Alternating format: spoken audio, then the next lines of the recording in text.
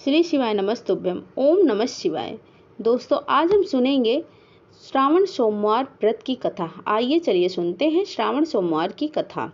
आप सभी भक्तों को श्रावण मास की ढेर सारी शुभकामनाएं। आप सभी के जीवन में भगवान शिव की असीम कृपा बनी रहे। आप सभी पर भगवान अपनी कृपा दृष्टि बनाए रखें। आइए सुनते हैं सोमवार व्रत की पौराणिक कथा। बहुत समय पहले वाशकल नामक गांव में बिंदुक नाम का एक ब्राह्मण रहता था। वह अधर्मी, दुरात्मा और महापापी था। उसकी स्त्री बहुत सुंदर थी। उसका नाम चंचुला था। वह सदा उत्तम धर्म का पालन किया करती थी, परंतु बिंदुक वैश्यगामी था। इस तरह कुकर्म करते हुए बहुत समय व्यतीत हो गए। उसकी स्त्री काम से पीड़ित होने पर भी सधर्म नाश के भय से क्लेश सहकर भी काफी समय तक धर्म भ्रष्ट नहीं हुई, परंतु आगे चलकर वह भी अपने दुराचारी पति के आचरण से प्रभावित होकर दुराचारी और अपने धर्म से विमुख हो गई। इस तरह दुराचार में डूबे हुए उन पति पत्नी का बहुत सा समय व्यर्थ ही व्यतीत हो गया। वैश्यागामी, दूषित बुद्धि वाला वह दुष्ट ब्राह्मण बिन दुख समय अनुसार मृत्यु को प्राप्त हो गया, नरक में चला गया। बहुत समय तक नरक के दुखों को भोग कर वह मूर्ख बुद्धि व पापी बिंदु पर्वत पर भयंकर पिशाच हुआ। इधर वो उस दुराचारी बिंदु के मर जाने पर वह चंचला नामक स्त्री बहुत समय तक पुत्रों के साथ अपने घर में रहती रही। पति की मृत्यु के बाद वह भी अपने धर्म से गिरकर वह पर पुरुष के संग करने लगी। सती विपत्ति में भी अपने धर्म का पालन करना नहीं छोड़ती।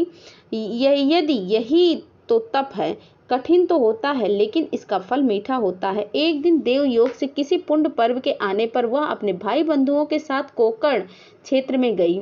उसने तीर्थ के जल को भी में स्नान किया और बंदी जनों के साथ यहाँ वहाँ घूमने लगी। वह एक देव मंदिर में गई। वहां उसने एक ब्राह्मण के मुख से भगवान शिव की परम पवित्र और मंगलकारी कथा सुनी। ब्राह्मण कह रहे थे कि जो स्त्रियां व्याभिचार करती हैं वह मरने के बाद जब यमलोक जाती हैं तो यमलोक के दूत उन्हें तरह तरह के प्रताड़ना देते हैं कि वह उसके कमांगों को तप्त लौह के दंडों से दागते हैं, तप्त लौह के दंडों से उसका संसर्ग कराते हैं। यह सारे दंड इतनी वेदना देने वाले होते हैं कि जीव पुकार पुकार कहता है वह ऐसा नहीं करेंगे, लेकिन यमदूत उसे छोड़ते नहीं। कर्मों का फल तो सभी को भोगना ही पड़ता है।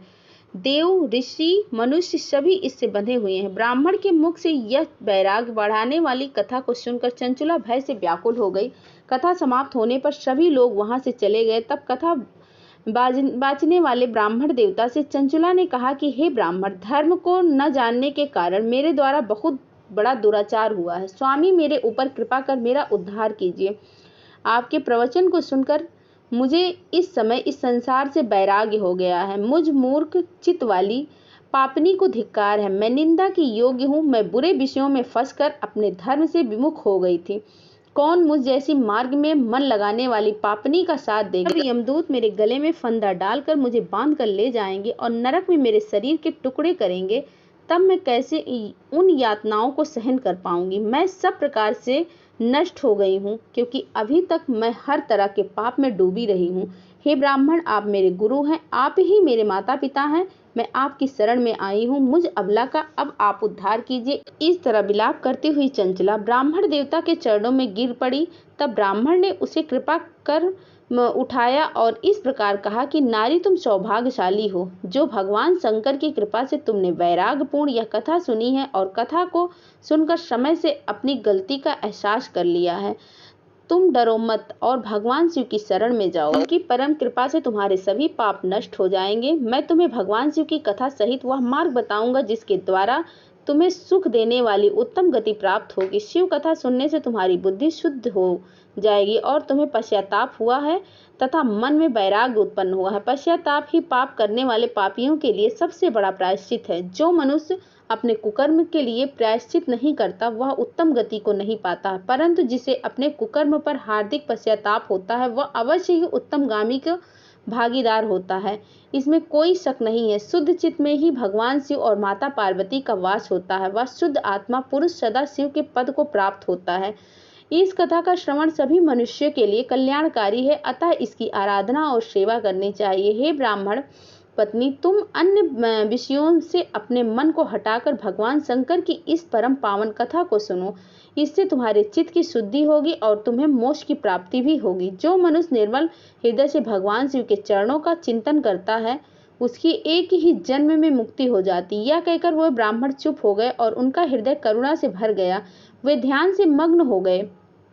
ब्राह्मण का यह उपदेश सुनकर चंचुला के नेत्रों में आनंद के आंसू छा गए। वह हर्ष भरे हृदय से ब्राह्मण देवता के चरणों में गिर गई और हाथ जोड़कर बोली कि मैं कृतार्थ हो गई। हे ब्राह्मण, शिव भक्तों में श्रेष्ठ स्वामिन, आप परमारदर्शी हैं और आप सदा परोपकार में लगे रहते हैं।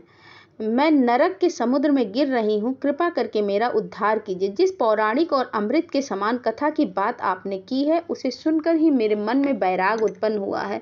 उस अमृत कथा को सुनने के लिए मेरे मन में बड़ी श्रद्धा हो रही। कृपया आप मुझे उससे सुनाइए। कथा सुनने की इच्छा मन के लिए हुए करते हुए चंचला उन ब्राह्मण देवता की सेवा में वहीं रहने लगी।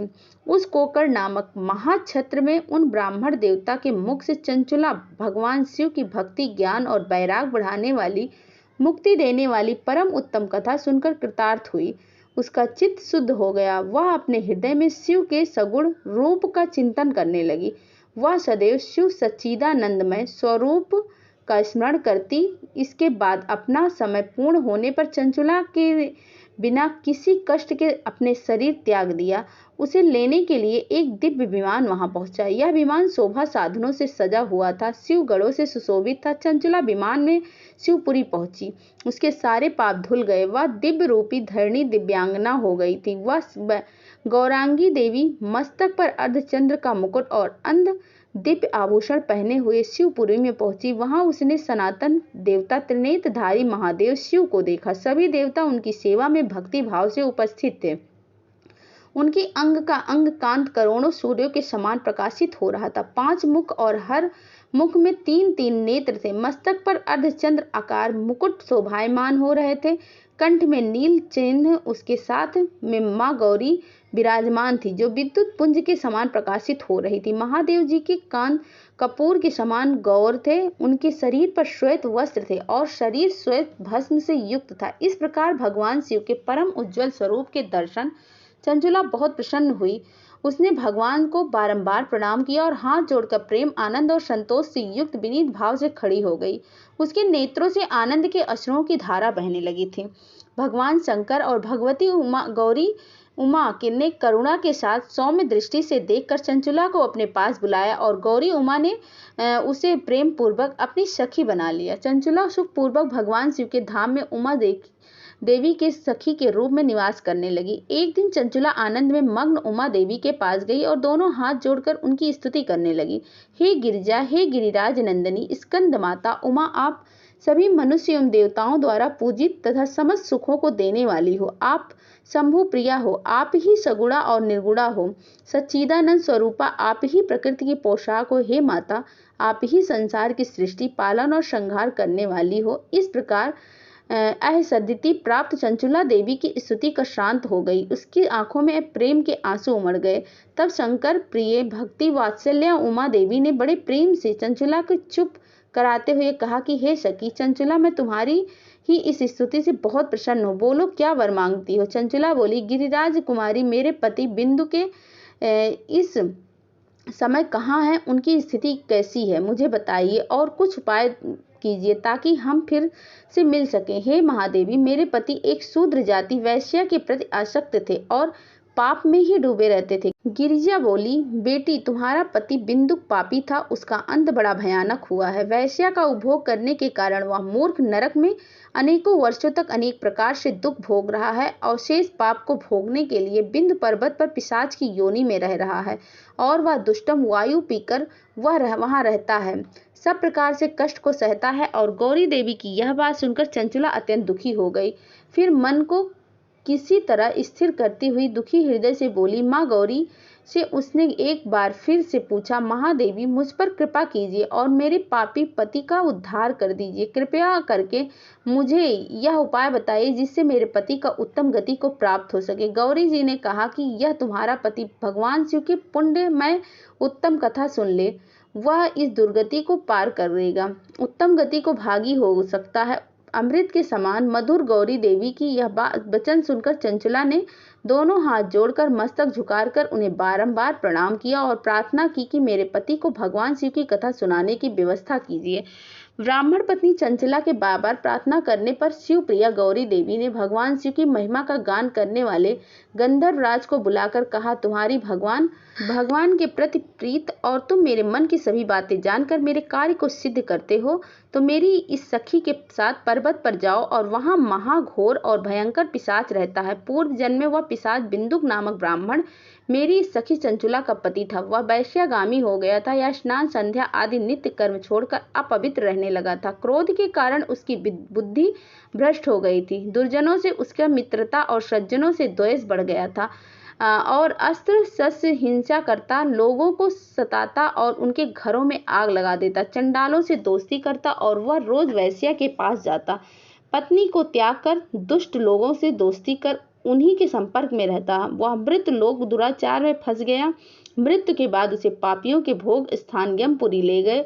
वहां घोर नरक में सहकर वह इस समय विंध्य पर्वत पर पिशाच बनकर रह रहा है और अपने पापों का फल भोग रहा है। तुम उसके सामने परम पुण्यमय पापों का नाश करने वाली भगवान शिव की दिव्य कथा का प्रवचन करो और इस कथा के सुनने से उसका हृदय सभी पापों से मुक्त होकर शुद्ध हो जाएगा और वह प्रेत योनि से मुक्त हो जाएगा। दुर्गति मुक्त होने पर वह उस बिंदुक नामक पिशाच को तुम विमान पर बिठाकर भगवान शिव के पास ले आना। माँ उमा का आदेश पाकर गंधर्व राज प्रसन्नता पूर्वक अपने भाग को सराहना करते हुए चंचला को साथ लेकर विमान में से पिशाच के निवास स्थान पर पहुंच गया। वहां पहुंचकर उसने विशाल आकृति वाले पिशाच को देखा। उसका शरीर विशाल था, उसकी थोड़ी बड़ी थी और कभी हंसता, कभी रोता, कभी उछलता, कभी महाबली। उसने बिंदुक नामक पिशाच को पासों से बनकर बांध दिया। उसके पश्चात कथा वाचने के लिए स्थान पर तलाश कर मंडप की रचना की और शीघ्र ही इस बात का पता लोगों को चल गया कि एक पिशाच के उद्धार हेतु देवी पार्वती की आज्ञा से तुम भगवान शिव की कथा सुनाने विंध्य पर्वत पर आए हो। तो उस कथा को सुनने के लिए लोभ में बहुत से देव ऋषि वहां पर पहुंचे। सभी को आदर पूर्वक स्थान दिया। पिशाच बिंदु को पासों में बांधकर इस आसन पर बिठाया गया और तब उससे परम उत्तम भगवान शिव की अमृत कथा का गान शुरू कर दिया, जिससे सभी श्रोता कृतार्थ हो गए। परम पुण्यमय कथा को सुनकर पिशाच सभी पापों से मुक्त हो गया और उसने पिशाच शरीर को त्याग कर दिया। शीघ्र ही उसका दिव्य रूप दिव्य हो गया। उसका शरीर गौर वर्ण का हो गया। शरीर पर श्वेत वस्त्र और पुरुषों के आभूषण आ गए। इस प्रकार दिव्य देह वाली धारी बिंदुक अपनी पत्नी चंचुला के साथ स्वयं श्री भगवान शिव का गुणगान करने लगा। उसे दिव्य रूप से देखकर सभी को बहुत ही आश्चर्य हुआ। उसके मन में परम आनंद से परिपूर्ण हो गया।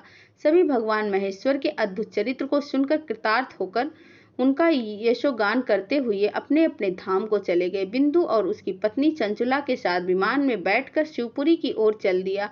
महेश्वर के गुणों का गान करता हुआ बिंदुक अपनी पत्नी चंचुला और तुमका के साथ शीघ्र ही शिवधाम पहुंचा और भगवान शिव देवी पार्वती उसे अपना पार्षद बना लिया। दोनों पति पत्नी सुखपूर्वक भगवान महेश्वर एवं देवी गौरी के चरणों में अविचल निवास पाकर धन्य हो गए। बोलिए उमापति महादेव की जय हो। श्री शिवाय नमस्तुभ्यम। ओम नमः शिवाय।